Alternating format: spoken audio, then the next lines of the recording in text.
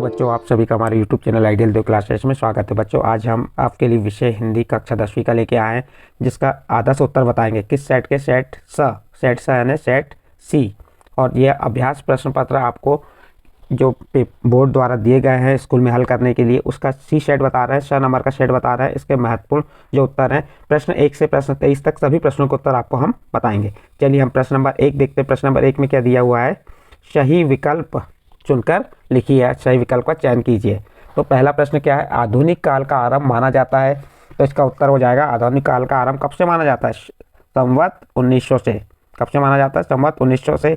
इसे 1843 से भी माना गया है, लेकिन हमने यहाँ पे इसका 1900 से लिख दी, संवत 1900 से। ठीक है। इसके बाद सेकंड प्रश्न क्या कह रहा है?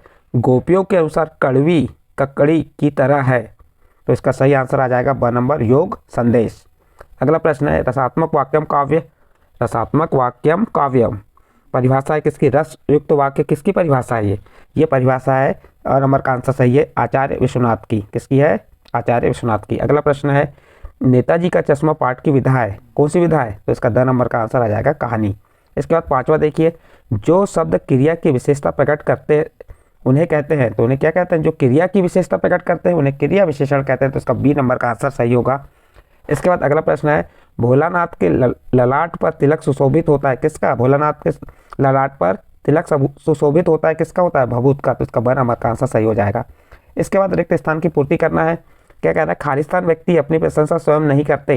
तो इसका सही आंसर आ जाएगा नीडर व्यक्ति अपनी प्रशंसा स्वयं नहीं करते। यहाँ पे क्रोधी नीडर को कह दिया, तो सही आंसर आ जाएगा नीडर। फिर नायक के जीवन की एक घटना का पूर्णता के साथ अंकन। नायक के जीवन की एक घटना का पूर्णता के साथ अंकन खालिस्तान में किया जाता है। दृश्य काव्य, खंड काव्य, महाकाव्य। तो इसका सही आंसर आ जाएगा खंड काव्य। नायक के जीवन की एक घटना, यदि संपूर्ण घटना की पूर्णता के साथ अंकन किया जाता है तो वहाँ महाकाव्य आ जाता है। जहाँ एक घटना की बात कर रहा है तो वहाँ खंड काव्य आएगा। तो इसका सेकंड नंबर का आंसर हो गया। अगला प्रश्न है काव्य की शोभा बढ़ाने वाले तत्वों को कहते हैं। क्या कहते हैं? अलंकार, रस, काव्य, गुण। तो काव्य की शोभा बढ़ाने वाले तत्वों को अलंकार कहते हैं। तो इसका तीसरे का आंसर क्या आ जाएगा? अलंकार। सच्चे साधु की पहचान उसके खालिस्तान से होती है। भक्ति, पहनावे, विचारों। तो इसका सही आंसर आ जाएगा विचारों से। किससे होती है? विचारों से। खालिस्तान समास में प्रथम पद प्रधान एवं अव्यय होता है। तो इसका सही आंसर आ जाएगा अव्ययभाव समास में प्रथम पद प्रधान एवं अव्यय होता है। उसके बाद अगला प्रश्न है गंतोक का मतलब है पहाड़, पठार, चोटी। तो गंतोक का मतलब पठार है, तो इसका पहाड़ है। क्या आ जाएगा? पहाड़ आ जाएगा। इस प्रकार आपके रिक्त स्थान पूरे होते हैं। इसके बाद सही जोड़ी। इसके बाद किसको देखेंगे हम? सही जोड़ी। सही जोड़ी का मिलान, उसी के सामने आंसर जो है उसके सही आंसर उसके सामने दिए हुए हैं। देखिए पहला झरना आंसू लहर किसकी रचना है? जयशंकर प्रसाद। बार बार मोही लागी बुलावा, ये कौन सा अलंकार आएगा? पुनरुक्ति प्रकाश अलंकार। गद्य की प्रमुख विधा है कहानी। आपका बंटी, मन्नू भंडारी। वाच्य के भेद, वाच्य के 3 भेद होते हैं। अरि ओ करुणा प्रभामय, ये क्या है? अगय। तो ये सही जोड़ी हमने मिलान करके यहाँ पे आपको बता दी है। इस प्रकार आपका प्रश्न नंबर 3 कंप्लीट हुआ। इसके बाद प्रश्न नंबर 4, एक वाक्य में उत्तर दीजिए। अब देखिए इसमें क्या दिया है? एक वाक्य में उत्तर में आधुनिक कबीर नागार्जुन को कहा जाता है। एक वाक्य में किसे कहा जाता है? आधुनिक कबीर किसे कहा जाता है? तो इसका सही आंसर जाएगा आधुनिक कबीर नागार्जुन को कहा जाता है। फिर रसों के अंगों के नाम बताइए। तो रस के कितने अंग होते हैं? रस के 4 अंग होते हैं। और प्रकार कितने होते हैं? रस के प्रकार कितने होते हैं? 10 प्रकार होते हैं। तो यहाँ पे अंग पूछा है, तो उनके नाम विभाव, अनुभाव, स्थायी भाव और संचारी भाव। और बच्चों यहाँ थोड़ा सा मैं आपको रस के बारे में बता दे रहा हूँ। यहाँ पे आपको रस के अंगों से आप रस की परिभाषा बना सकते हैं। कैसे परिभाषा बनेगी?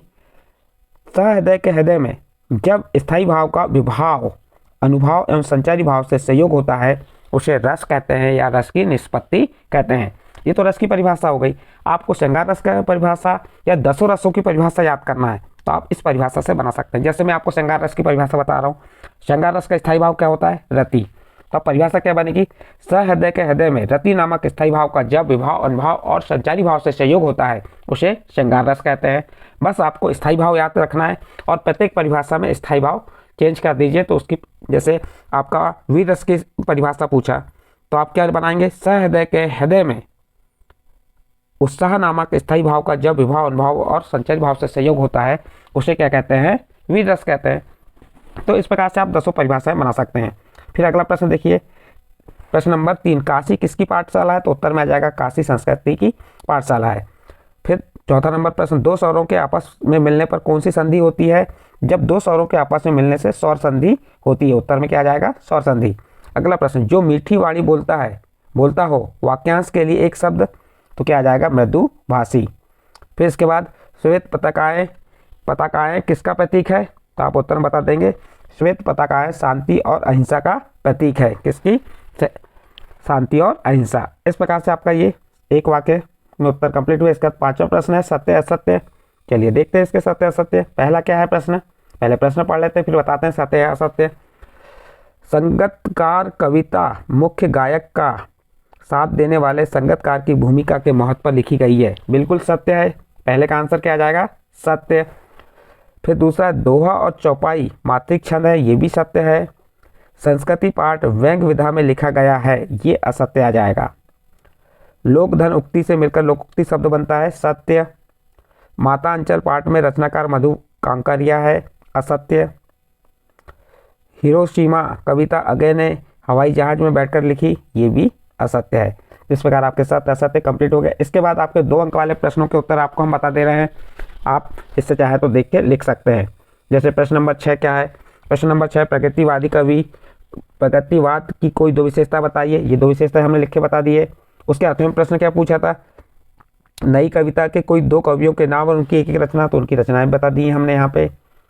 इस प्रकार प्रश्न नंबर 7 का भी उत्तर यहाँ बता दिए, आप देख के लिख सकते हैं अपनी पुस्तक में, यहाँ अपनी कॉपी में नोट कर सकते हैं, इससे भी याद कर सकते हैं। देखिए तुलसीदास की 2 रचनाएं क्या होंगी? रामचरितमानस कवितावली।